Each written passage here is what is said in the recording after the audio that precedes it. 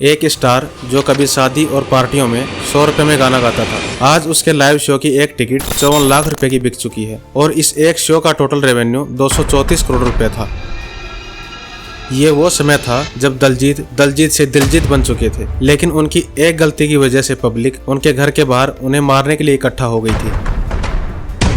दिल्लुमिनाटी tour एक ऐसा live show था जिसमें हर जगह उनकी टिकट की इतनी मारामारी होती थी कि ईडी को बीच में इन्वॉल्व होना पड़ता था। इस टूर का टोटल रेवेन्यू $101 मिलियन था। चाहे नेशनल स्टेज हो या इंटरनेशनल स्टेज, दिलजीत का एक ही नारा रहता है, आप पंजाबी आ गए। एक ऐसा स्टार जो कभी रातों रात नहीं चमका, लेकिन आज किसी की पहचान का मोहताज नहीं। सन 1984 ये वो समय था जब पंजाब और पूरा सिख समुदाय अपने अस्तित्व की लड़ाई लड़ रहा था। इसी बीच 6 जनवरी जालंधर के एक छोटे से गांव दोसांझ कलां में रोडवेज कर्मचारी के घर एक लड़के का जन्म होता है जिसका नाम रखा जाता है दलजीत। उस वक्त किसने सोचा था कि आज जो पंजाब अपने अस्तित्व की लड़ाई में जल रहा है, कल को यही पंजाब इंटरनेशनल स्टेज पर इसी एक बंदे की वजह से विश्व प्रसिद्ध ख्याति प्राप्त करेगा। जब दलजीत महज 3 से 4 साल के थे, तब उनका पूरा परिवार दोसांझ से लुधियाना के इसमद्री गांव में शिफ्ट हो गया, जहां पर दलजीत का ज्यादातर बचपन बीता। दलजीत बचपन से ही काफी शर्मीले और शांत स्वभाव के थे। इसी के चलते उनके पिता ने उनका गांव के ही एक स्कूल में एडमिशन करवा दिया और इसी स्कूल से शुरुआत होती है दलजीत के सिंगर बनने की, जहाँ दलजीत की ट्यूशन टीचर कहा करती थी कि जो भी बच्चा कविता गाकर सुनाएगा उसे जल्दी छुट्टी मिल जाएगी। जल्दी घर वापस जाने और खेलने के लालच में दलजीत कविता गाकर सुनाते थे। उनके कविता सुनाने का अंदाज इतना प्यारा होता था कि उनकी टीचर उन्हें स्कूल में स्टेज के ऊपर कविता सुनाने के लिए भेजने लगी। सन 1995 जब दलजीत महज 11 साल के थे, उनके माता पिता एक बेहतर फ्यूचर के लिए उन्हें लुधियाना अपने मामा के यहाँ भेज देते हैं। यहीं से दलजीत की लाइफ में एंट्री होती है संगीत की।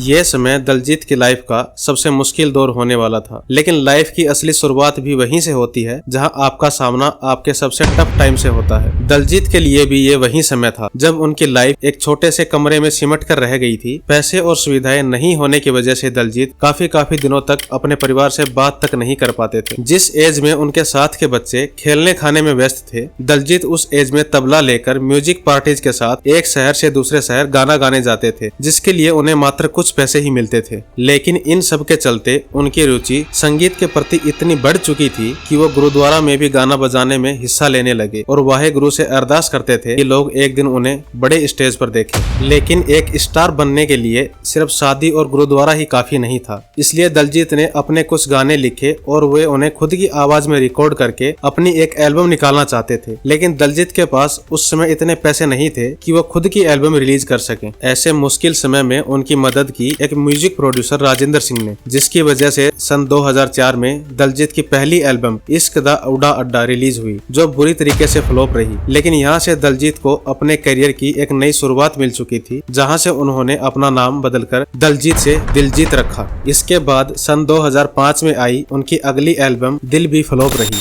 लेकिन दिलजीत ने हार नहीं मानी और 2008 में उनकी अगली एल्बम इस्माइल रिलीज हुई, जिसने पंजाब में उन्हें लोगों के बीच थोड़ी पहचान दिलाई। लेकिन इतनी पहचान दिलजीत के लिए काफी नहीं थी, वो अपने आप को पंजाब से बाहर भी देखना चाहते थे और यहीं पे उनकी मुलाकात होती है उस समय के सुपरस्टार यो-यो हनी सिंह से, जब हनी सिंह ने दिलजीत को कोलैब करने का ऑफर दिया और दिलजीत ने इस ऑफर को हाथ से जाने नहीं दिया, जिसके चलते 2009 में दिलजीत और हनी सिंह की एक एल्बम रिलीज होती है द नेक्स्ट लेवल, जो उस समय के सारे रिकॉर्ड तोड़ देती है और दिलजीत को पंजाब के बाहर भी फेमस कर देती है। और 2011 में हनी सिंह के साथ आया उनका गाना लक 28 कुड़ी दा ने उन्हें यूथ आइकन बना दिया,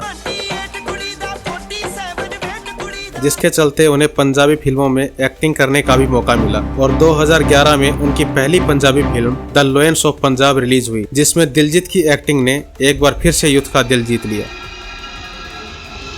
लेकिन फिर एक बार बड़ी मुसीबत दिलजीत के गले पड़ने वाली थी, जो उनके करियर के साथ साथ उन्हें भी खत्म कर सकती थी। ये साल था 2016, जब हनी सिंह के साथ आई उनकी एल्बम अर्बन पेंडू के एक गाने 15 साल के चलते लोग उन्हें मारने पर उतर आए और उनके घर के बाहर इकट्ठा हो गए, क्योंकि जनता का ये आरोप था कि दिलजीत अपने इस गाने में नाबालिग लड़कियों को नशे के लिए इनकरेज कर रहे हैं। यहाँ दिलजीत के काम आता है उनका बिहेवियर, जो आज भी उन्हें एक महान इंसान बनाता है। दिलजीत बिना किसी बहस के अपने इस गाने पर जनता से माफी मांगते हैं और फ्यूचर में ऐसा नहीं करने का वादा करते हैं। 2016 में ही दिलजीत बॉलीवुड में उड़ता पंजाब मूवी से अपनी एंट्री करते हैं, जिसमें एक पुलिस अफसर रोल के लिए उन्हें film fair best debut actor का अवार्ड भी मिलता है।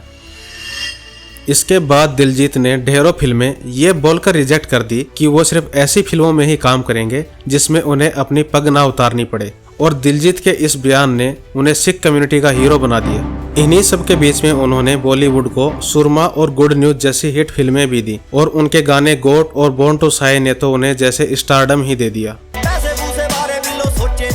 2023 में दिलजीत दोसांझ ने इतिहास ही रच दिया जब कोचेला जैसे विश्व प्रसिद्ध म्यूजिक फेस्टिवल में परफॉर्म करने वाले पहले पंजाबी सिंगर बने।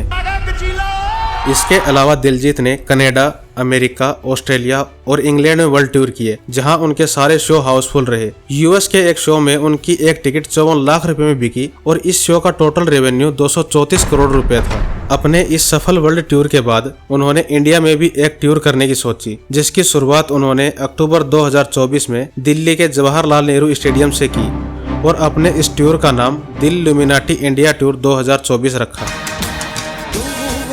दिल्ली के बाद यह टूर भारत के प्रमुख शहरों मुंबई, जयपुर, हैदराबाद, अहमदाबाद, लखनऊ, पुणे, कोलकाता, चंडीगढ़, इंदौर और गुवाहाटी में आयोजित हुआ और 31 दिसंबर 2024 को लुधियाना में समाप्त हुआ।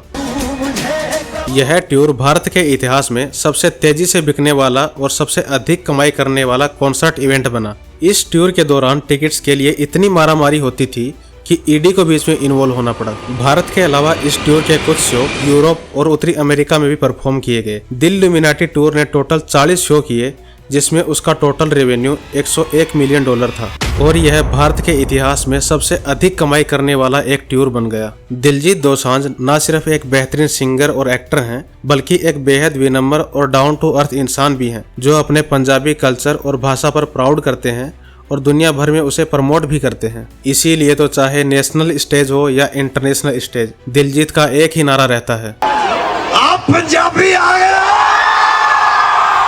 अगर आप भी मेरी तरह दिलजीत दोसांझ के फैन हैं तो वीडियो को लाइक करें और चैनल को सब्सक्राइब करें।